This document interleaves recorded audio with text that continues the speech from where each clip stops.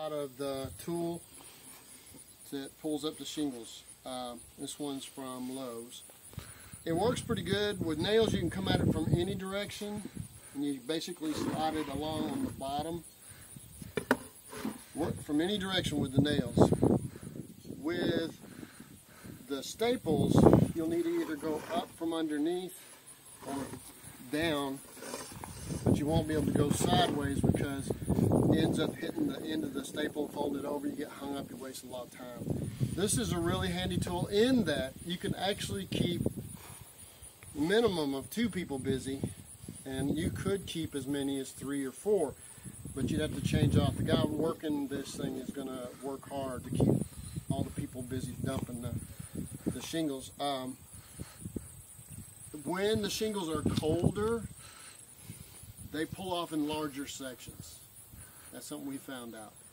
When they're hot, they pull off in smaller pieces, or 1 or 2 at a time. You can get up sections more, but basically it does better when they're colder. So I would say this is a good tool.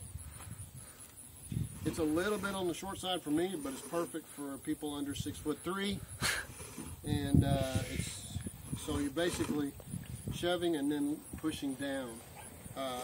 We would have done more review about it and showing you more about it, but the UV was so high. We're hearing 10. Ultraviolet rays were killing us, and we were suffering pretty bad. So be careful, pay attention. You might actually pay attention to UV whenever you're doing any kind of removal like that, or even working on anything outside. But we wanted to let you know that this is a good tool. It's worth $45, I guess. I'm sure there's a way to make it a lot cheaper than that, but it's worth paying $45 for it.